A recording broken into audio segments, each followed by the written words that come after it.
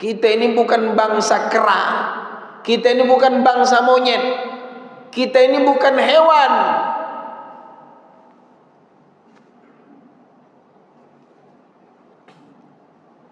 Makanya kalau kata Ustadz Zainuddin MZ rahimahullah, tamak itu monyet. Ambilnya, dijepitnya di kakinya, ambil jepit tangan kaki kanan, ambil jepit ketiak, ambilnya lagi dijepit, ambil lagi, akhirnya jatuh semuanya.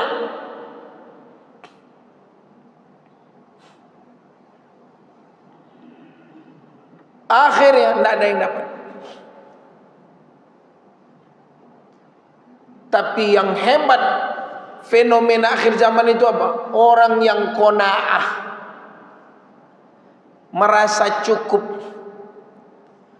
Siapa manusia yang terkena fenomena akhir zaman dengan harta? Orang yang istaghna wa amman bakhila wastaghna. Apa itu? Orang-orang yang tak pernah merasa cukup.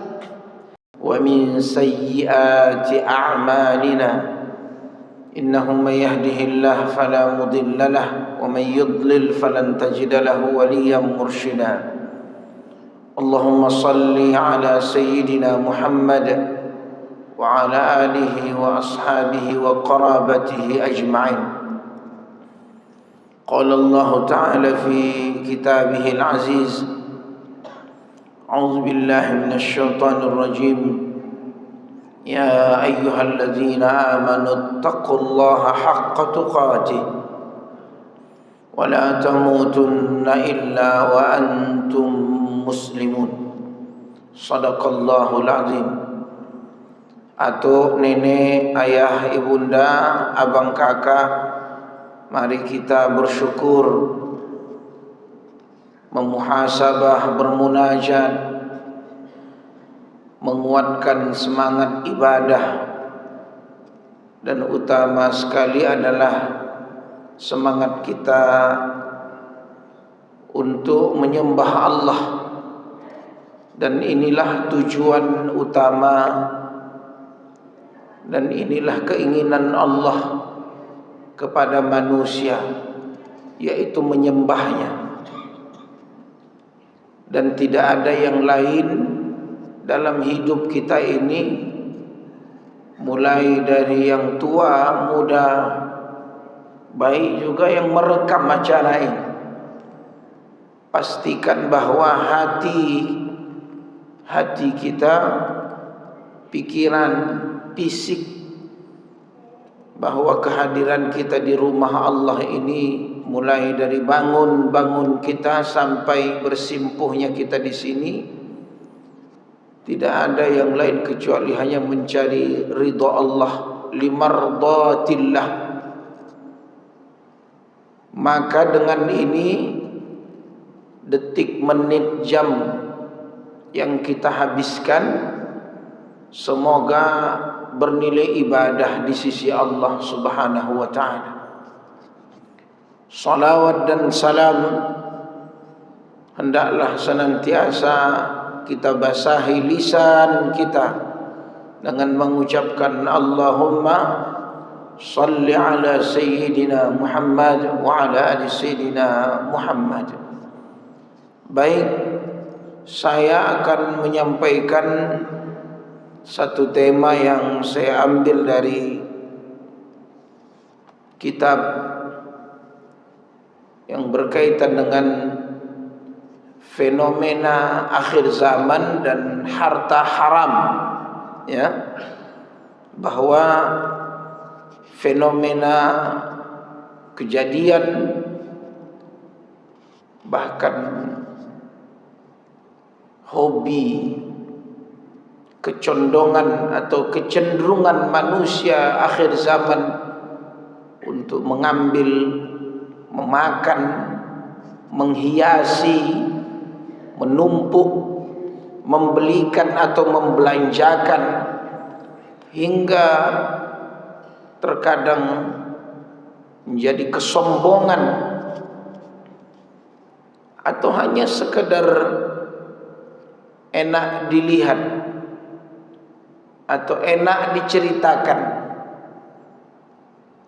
atau mungkin ya hanya sekedar menyusahkan. Kadang harta haram ini bukan lagi menjadi kebahagiaan, hanya mungkin justru malah petaka yang datang. Nah, tema ini seperti apa Allah dan Rasulullah menyikapinya agar orang-orang yang al-hirsu 'alal mal, kata Nabi, orang-orang yang ambisi terhadap harta sehingga lupa kaedah-kaedah, lupa ada aturan-aturan yang Allah berikan kepada kita, sehingga tidak muncul ketamakan, tidak rakus. Justru Allah memberi kita harta supaya kita bisa ibadah. Jangan dibalik. Ada orang dititipkan harta menghalangi dia dari ibadah. Ini masalah di otak ini, ilmu. Saya ulangi, Anda dititipkan, diberikan rezeki untuk bisa makan, bisa minum, bisa belanja, beli rumah, beli kendaraan, nyekolahkan anak. Anda diberi sumber kehidupan supaya Anda diingatkan tujuan.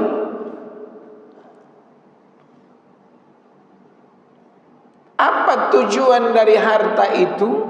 Supaya Anda bisa sedekah, supaya Anda bisa berbagi, supaya kita ini bisa mensyukuri. Dan itu ada nama dari 99 nama Ar-Razzaq, Al-Mannan, yang sebelumnya Al-Fattah. Allah yang membuka, Allah yang memberikan karunia, Allah yang memberi rezeki, Allah yang fa'amman a'ta,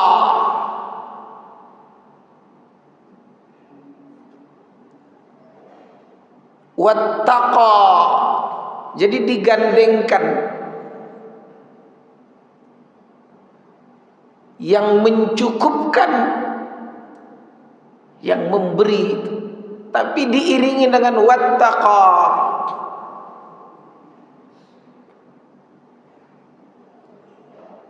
Di ayat yang lain wasaddaqa bil husna.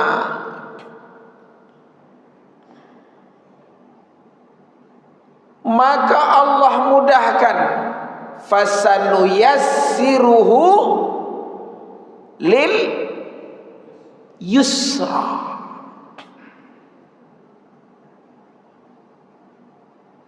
Coba lihat itu. Ini konsep dari Allah. Allah beri a'ta, lalu dia wattaqa. Ada saya baca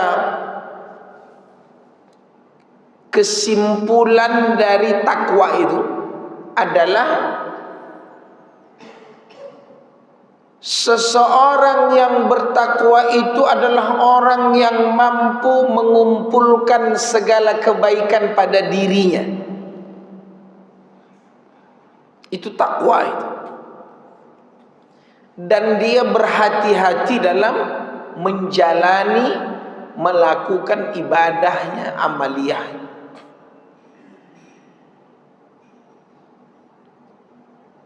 Walaupun sebahagian besar ulama tafsir mengatakan takwa itu memenuhi, melaksanakan perintah, menjauhi larangan.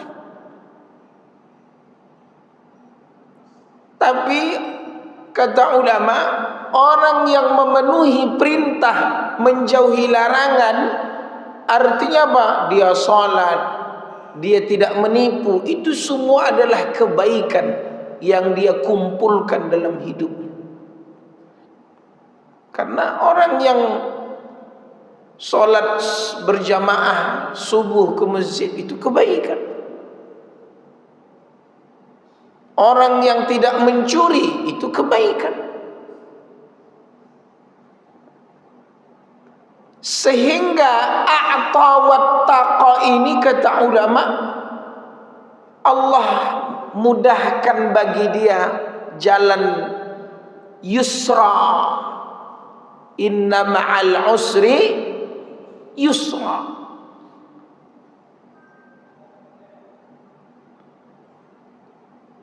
Rumusnya Allah kasih ini tentang harta ini, karena a'ta tadi.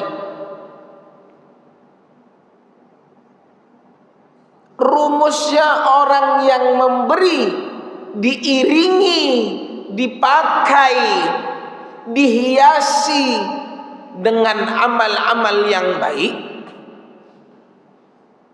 Ada saya dengar seperti Ustadz Adi Hidayat, Masya Allah, dia bercerita, berkisah sampai baju ini, kata beliau, jangan sampai seluruh baju-bajumu, apalagi baju-baju mewah kita, tersusun, terlipat, tergantung rapi di lemari, tapi tak pernah dipakai untuk ibadah. Untuk kondangan bisa, ke mall bagus, tapi pas untuk sholat tidak dipakai. Apa keju yang lusuh-lusuh, yang bertai lalat, yang udah bertempel, yang tidak pergi ke kondangan, wah segak lagak, tidak pakai sadonya, tidak ibadah. Rancak. Itu sampai teliti betul. A'ta wa taqoin, sampai ke sana, memakai yang diberi Allah untuk ketakwaan.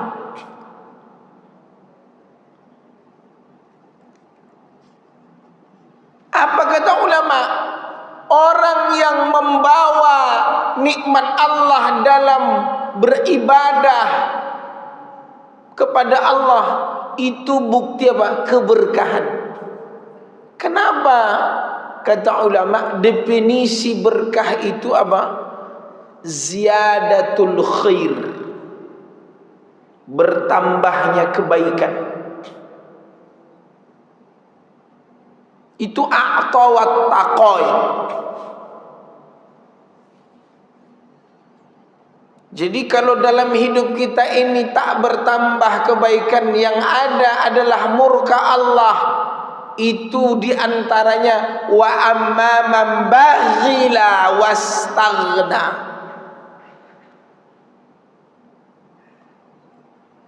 Celit, kata orang, berjahit sakunya.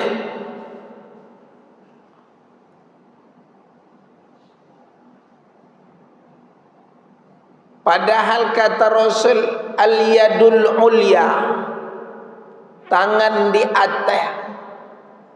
Tangan di atas ini lebih mulia.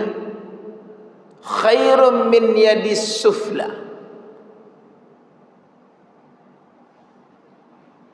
Tapi Allah adil, maha adil. Coba saya tanya Bapak Ibu, zakat fitrah itu untuk siapa? Kewajiban untuk siapa?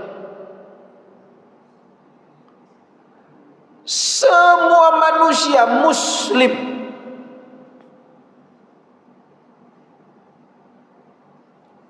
Apakah kita nggak mampu bebas dari zakat fitrah?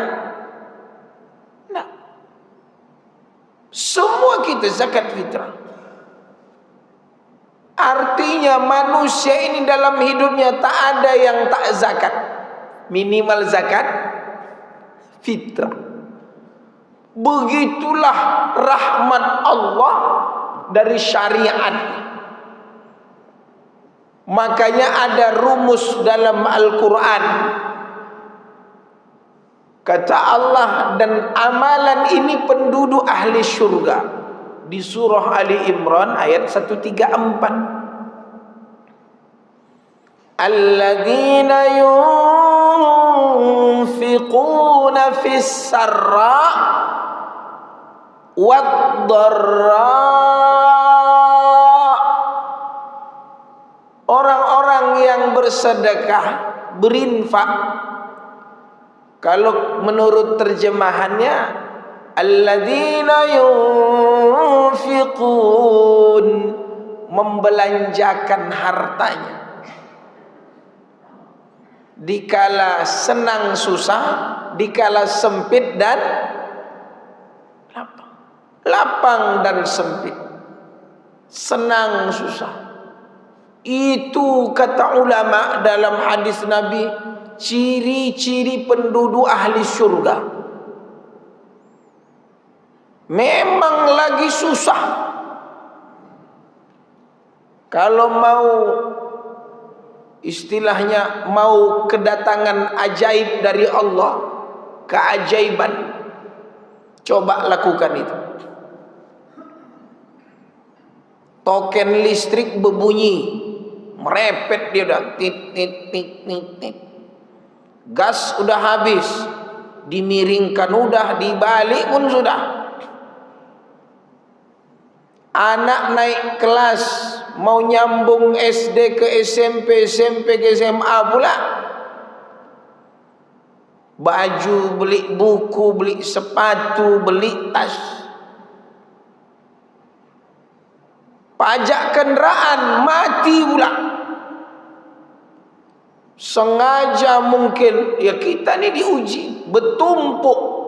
Dan maksud saya sengaja, duit lagi tak ada, usaha lagi habis.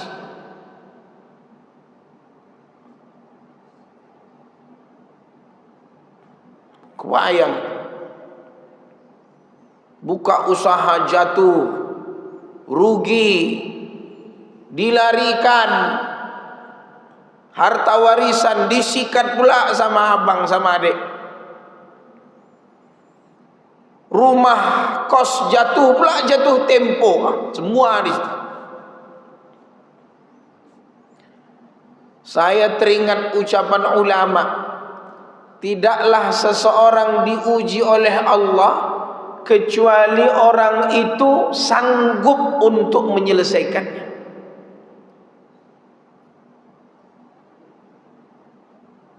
Masya Allah itu. Apa maksudnya? Yang hebat dari kalimat ini, Allah menguji yang pertama apa? Husnuzonnya, baik sangkanya kepada sang pencipta. Itu satu poin, itu dia berhasil.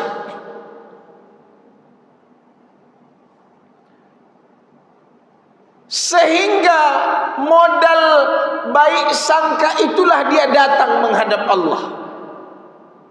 Bukan kepada manusia dia datang. Manusia itu lemah. Janji 10.000 dikasih 5.000. Janji 5.000 dikasih 1.500. Tapi kalau dia datang kepada Allah, dia minta 10.000, Allah kasih 100. Allah kasih 1.000.000. Allah kasih tanpa batas.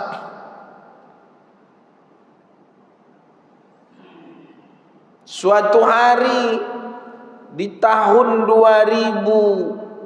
2012-2013 datanglah orang kaya, kolaps. Dia punya usaha, bangkrut.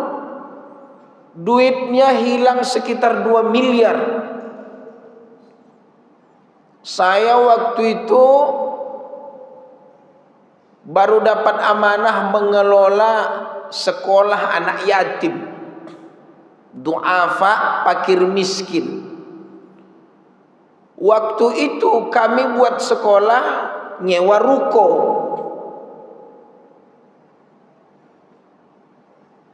Ini kisah awal kami dulu lah. Bukan bahasanya bertempur dengan takdir Allah, tidak. Menjemput takdir Allah.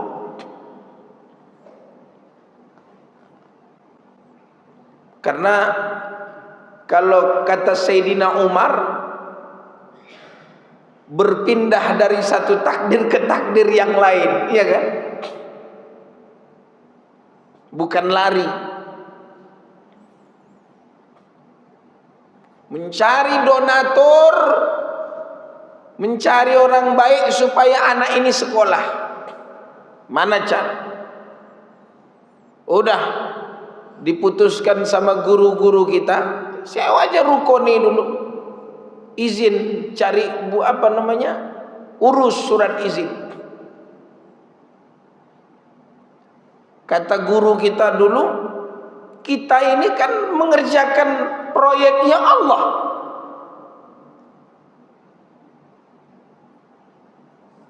Ngapa kita ragu? Buka, berdiri, banyak pula yang mendaftar. Gratis. Terus gimana menggaji guru ini? Menyewa ruko ini? Udah, enggak usah pikirkan. Kita bentuklah lembaga zakat. Proyek Allah juga. Untuk mengetuk pintu-pintu orang yang memang punya harta dan mereka bingung menyalurkan zakatnya kemana. Produknya apa? Buat sekolah ini. Biar anak-anak yang tidak mampu sekolah ini kita gratis dan punya produk. Itu. Saat kami mengurus-ngurus ini, datanglah. Saya heran, saya tengok dari ruang guru itu ada mobil CRV baru parkir. Siapa? Nah, ya, Assalamualaikum, aduh saya Yunus ada. So, namanya ruko, 2 tingkat, 1 untuk kelas, 1 untuk kantor. Nah, buatlah sekat-sekat. Menangis, istri menangis, suami menangis, anak. Cerita curhat, panjang ceritanya, sampai ujung-ujungnya kehilangan duit 2 miliar. Saya cuma sampaikan begini. Kalau orang dapat musibah, saya bilang, asoba yusibu musibah. Memang dialaminya musibah. Yang pertama istirja. Istirja ini, kita ini milik Allah dan kembali kepada Allah. Artinya semua yang Allah titipkan ini punya siapa? Jadi ini titipan. Maka fenomena akhir zaman itu adalah terkikisnya akidah, keyakinan bahwa muncul sifat-sifat korun itu kepada manusia.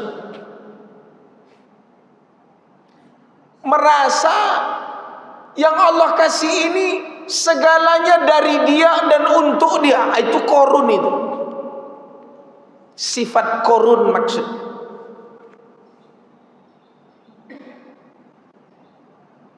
Saya cuma bilang, Pak, saya mau tanya, yang hilang sekian M itu punya siapa? Yang tadi dia nangis, pucat, gimana? Mulai dia. Saya cuma tanya, ibarat orang sakit, sudah diperiksa dulu, ini sakitnya apa nih? Pak, yang hilang 2 miliar itu punya siapa? Apakah Anda dulu lahir langsung dapat 2 miliar? Nya merantau di negari orang, di kampung orang. Nya tidak punya apa-apa. Baju di badan. Kisah dia mengkisahkan tentu apa? Tek, tek, tek.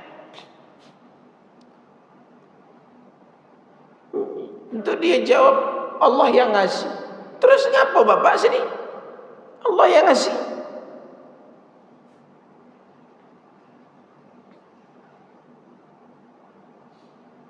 Sekarang saya bilang, Allah ambil itu dengan cara Allah. Bisa jadi selama-lamanya diambil, bisa jadi ngetes. Itu namanya ujian. Innama amwalukum wa auladukum fitnah. Atau bisa jadi aduun, musuh.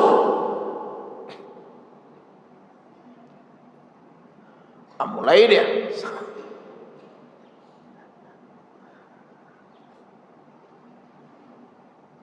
Jadi Allah mengambil yang sudah dikasih itu ujian. Itu yang saya bilang tadi. Ketika diambil itu, sekarang saya mau tanya, bagaimana prasangka kita kepada Allah? Bapak buka usaha, buka jatuh rugi, buka jatuh rugi. Coba, kenapa Allah ambil lagi, ambil, kumpul modal buat usaha, jatuh. Apa maksud? Saya udah sholat Ustaz, udah ikhtiar, udah ini. Apa maksud? Supaya sampai kesekian kalinya Allah menguji yang pertama prasangka kita kepadanya.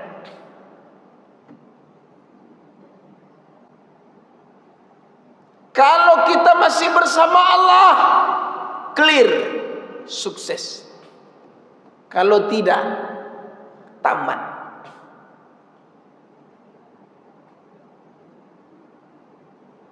Terus saya buat yang ketiga. Tolong nasihatnya Ustaz. Oke. Sama-sama kita doa. Dan dia waktu itu belum pernah berdoa dengan doa itu. Padahal itu tafsir hadis diuntaikan.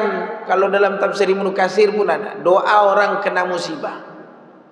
Kata Allah, Inna lillahi wa inna ilaihi raji'un. Disambung oleh Nabi, Allahumma ajirni fi musibati wa akhluf li khairan minha. Singkat saja. Ya Allah, beri aku pahala dari musibah yang menimpaku dan ganti yang lebih baik. Tercengang dia. Doa ini Ustaz.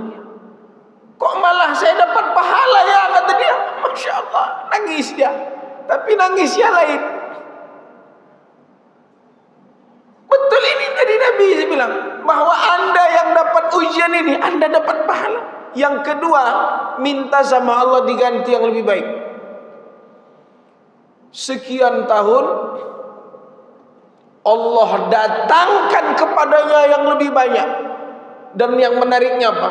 Begitu bangkit usaha dia ber-MM, dia bisa keliling dunia. Saya lihat di status dia, kadang di Turki, kadang di Salju, kadang entah di mana-mana, di Thailand kemana. Apa yang terjadi? Ini qadarullah. Tiap tahun dia mengeluarkan zakat puluhan juta ke sekolah. Setiap tahun. Itu tidak pernah absen. Bahkan kalau Ramadan hari raya itu dikasihnya guru nih THR. Plak plak plak plak plak. Masya Allah.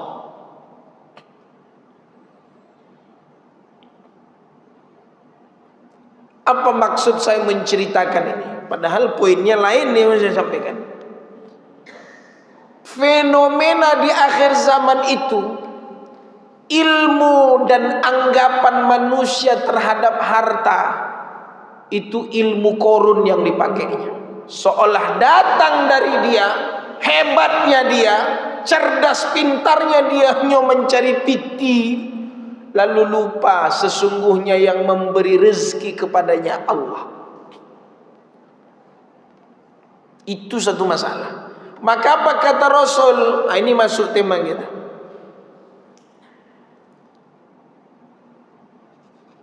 Kata Rasulullah SAW, seorang manusia yang hidup di abad modern, mereka yang dituntut untuk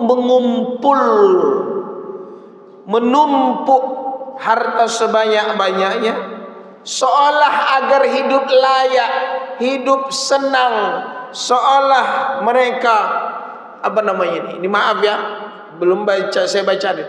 Seolah mereka terlalu khawatir dengan masa depan. Ini masalah. Bu, hati-hati bu.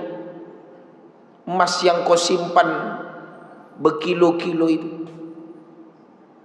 maksudnya yang ini, yang itu. Duit yang kau tumpuk-tumpuk itu, sampai berbohong sama suamimu, kadang sampai berpisah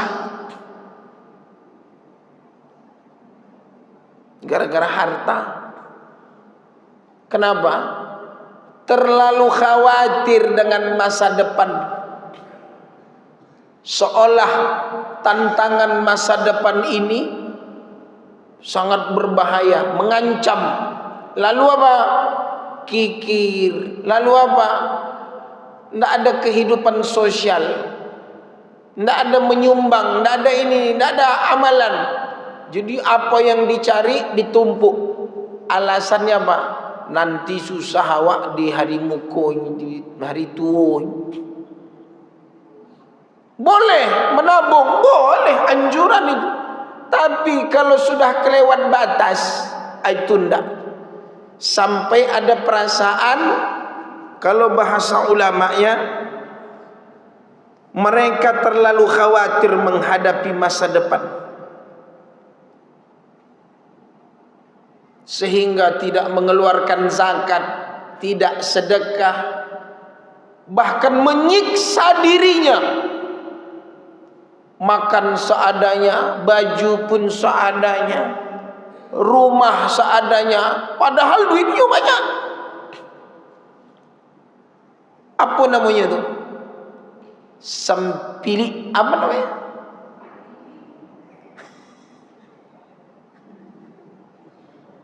Itu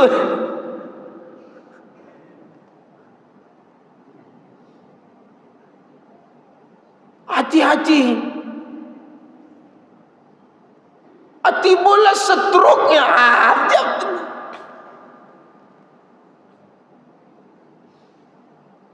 Hati-hati.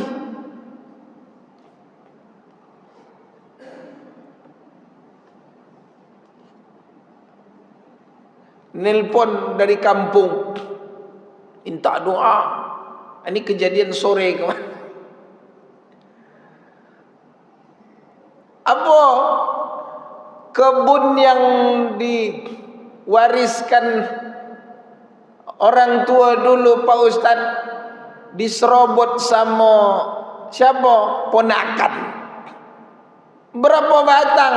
9. Milik ikutnya barang yang diwariskan 5.000 batang. Hanya misalkan tante ke sepupu entah siapalah, ponakan juga tak. Nya di kampung lah namanya, keluarga. Jadi apa caranya itu Pak Ustaz? Boleh awak sumbayang hajatkan.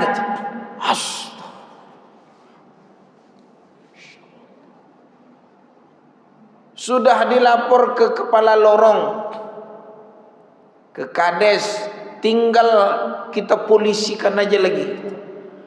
Dalam hati saya, Allah kadang menggerakkan hati begini nih. Cuma niat baik aja lah. Pertama, kasih tahu dia bahwa yang kau ambil ini sudah masuk kepemilikan dunia saya, tapi tanpa izin. Itu harus dinasihati secara hukum Allah. Tapi yang kedua, ambil hikmah. Bisa jadi cara Allah supaya kita sedekah.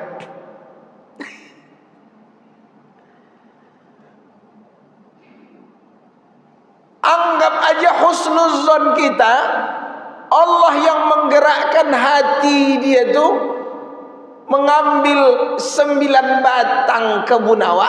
Anggap itu apa? Sedekah. Ndak berkurang harta awak. Nah, yang dari 5.000 yang 9 batang. Saya bilang cemana? Oh, ndak. Ayo udahlah. Lapor-laporlah, sembahyang hajat. Cuman kalau dia memang salah, beritahu. Karena itu kewajiban amar ma'ruf nahi mungkar. Tapi kalau sampailah panjang cerita ini, malu awak. Ibu bara punya sawitnya 5.000, bara yang diserobot 9 batang. Itu pun tidak bergerak, tidak hilang. Apanya yang diserobot? Buahnya.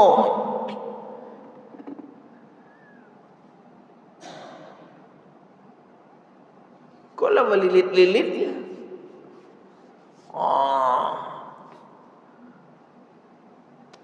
Saya bilang, coba niatkan itu sedekah. Semoga dari 9 batang ini hanya disuburkan pula yang 4.900 yang sekian. Enak. Bisa, saya bilang.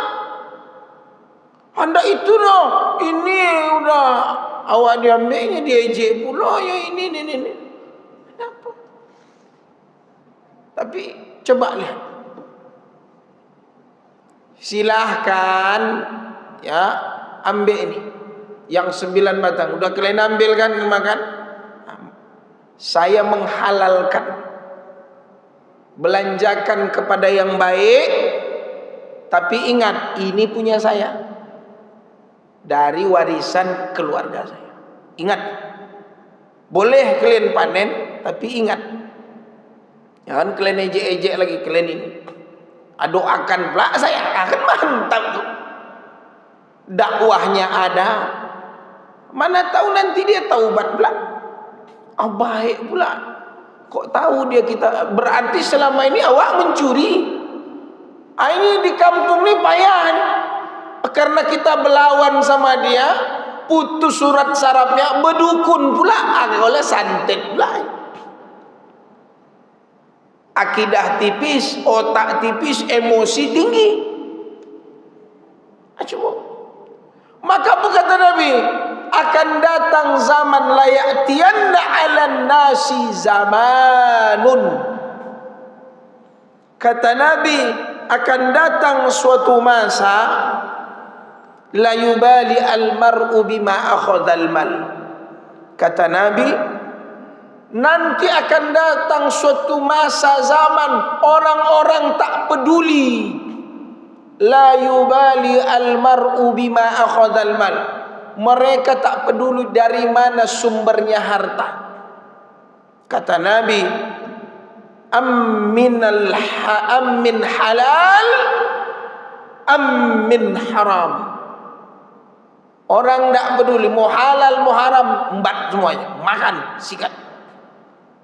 Itu kata Nabi, akan datang nanti suatu zaman, masa di mana manusia ketika itu tidak lagi peduli yang diminum, yang dimakan, yang dipakai, yang disimpan, yang dibelanjakan,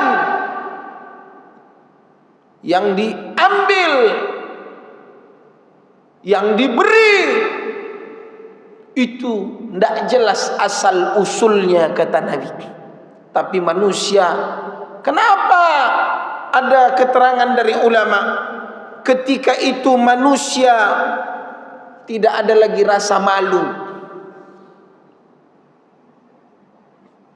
Ketika itu manusia tidak ada lagi rasa sungkan, segan, disebut al-haya. Apa kata dia? Yang penting happy, penting senang. Nah,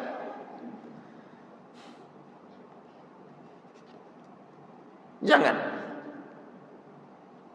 Kita ini bukan bangsa kera, kita ini bukan bangsa monyet, kita ini bukan hewan.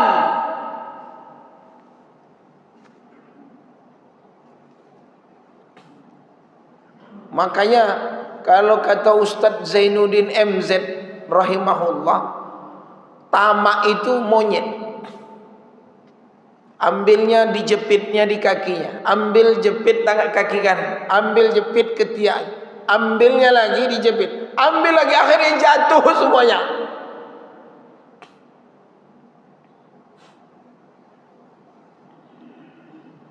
Akhirnya tidak ada yang dapat. Tapi yang hebat fenomena akhir zaman itu apa? Orang yang qanaah,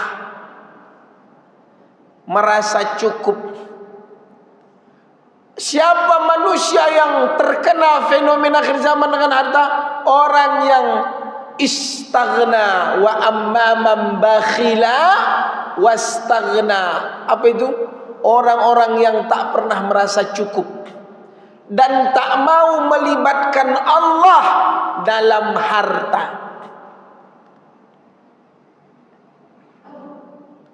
Na'udzubillah min dzalik. Apa kata ulama? Ada manusia dikelompokkan dua kelompok dari hadis ini. Mereka yang tidak peduli akan kaedah Allah dalam mencapai tujuan mencari harta. Nah, ini dia. Kemudian yang kedua, sebagian lagi orang-orang yang masih ada hati dhamir, peka. Dan mereka ini orang-orang yang, Bapak Ibu ya, tolong nasihatkan ini kepada anak kita.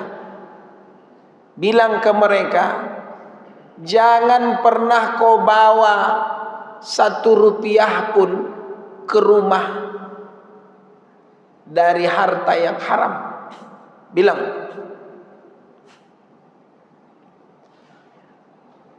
Makanya saya ketika baca baru-baru sebulan ini menyampaikan manasik haji, nasihat keberangkatan orang haji. Ketika ditanya ciri-ciri haji mabrur, kan kata ulama termasuk dalam tafsir dan hadis bahwa al-hajjul mabrur laisa lahul jaza illal jannah, itu adalah orang yang memberangkatkan dirinya ke tanah suci dengan harta yang berkah.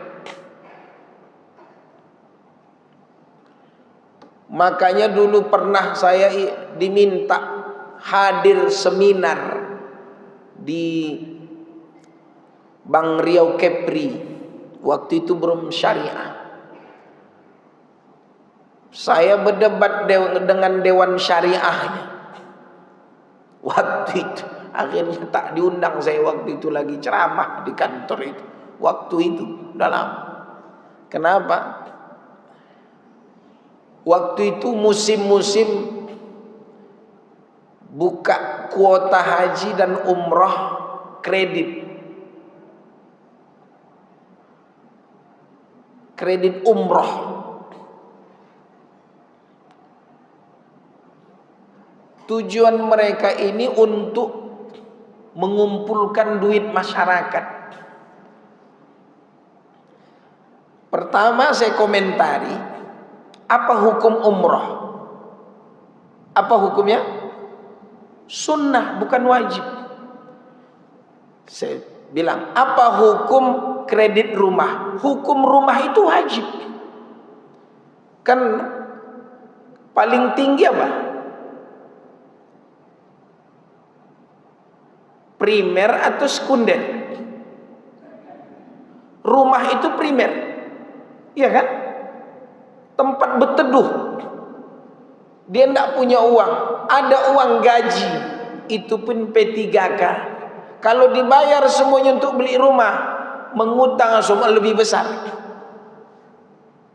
Makanya sebagian ulama membolehkan, tapi memang sebaiknya kalau macam dulu DP 0, diangsur sekian rumah, itu bagus tuh program itu.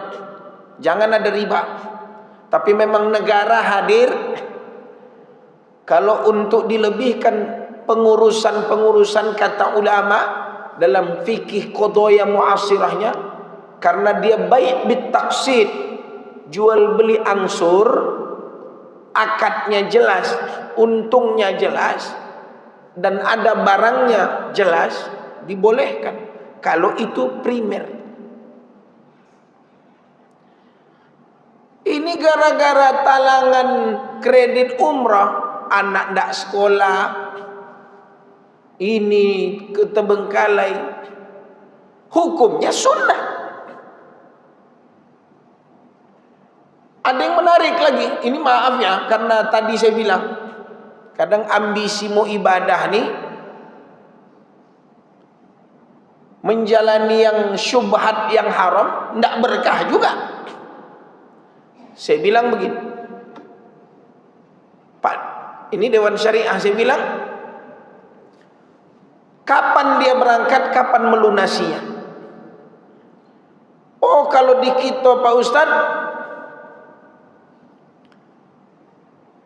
begitu dia DP misalkan 5 juta, langsung dapat awak berangkat, katanya dia Pak Ustadz. Oh, hebat.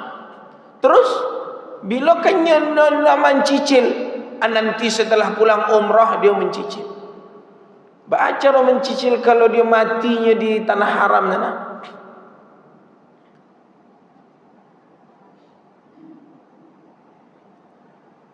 Saya bilang begini, bagaimana kalau kita minimalisir acaranya Ustaz? Dia buat sistem awak mengkritik. Tentu segan, ini ke seminar sekaligus dia menawarkan produk. Saya bilang, silahkan kalian buka kredit umroh ini, cicil, kalau sudah lunas baru kakinya masuk pesawat. Anda tak diam saja. Sifatnya menabung.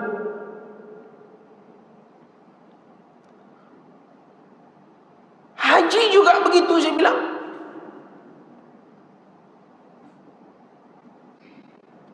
Ini enggak nyetor utang, anjulan naik pesawat.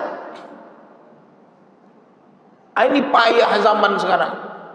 Jadi saya tambahi fenomena zaman sekarang, semangat ibadah tinggi, terkadang prosesnya tidak jelas. Ya, ini hati-hati. Baik, maka apa kata Rasulullah sallallahu alaihi wasallam, ta'isa 'abdud dinar wa 'abdud dirham wa 'abdul khamisah. Celaka hamba mata uang. Ingat, siapa tu hamba mata uang? Budak duit, budak dinar, budak dirham, dan celaka hamba pakaian khamisah. Celaka maksudnya apa? Dia diperbudak oleh duit, penjilat, tukang suruh, tukang palak, tukang ini, zalim hanya untuk uang. Kadang dalam dunia pekerjaan, sampai dikomentari saya tengok satu wawancara dan itu diviralkan, kisah Ngabalin, iya kan? Pak, bapak ini kadang di sini, besok akadang sana, akadang ngapa? Ini sampai dibuat orang kadang memir. Jangan. Jangan karena duit. Tidak ada agama lagi. Nah. Ini celaka kata. Yang ketiga hadisnya, saya tutup dengan hadis habis ini solat. Wa man ittajara qabla ayyatafaqah fid din faqad irtatam. Barang siapa yang berniaga tanpa mempelajari fikih muamalat, dia akan terjerumus. Terjerumus. Baik, ini saja. Mudah-mudahan ada manfaatnya dan jangan sampai kita mengikuti langkah-langkah setan, dan mudah-mudahan kita mencari berkah dan semoga sehat dan semoga kita panjang umur dan semoga kita selamat dunia dan diberi tempat yang baik di akhirat. Billahi taufiq wal hidayah. Assalamualaikum warahmatullahi wabarakatuh.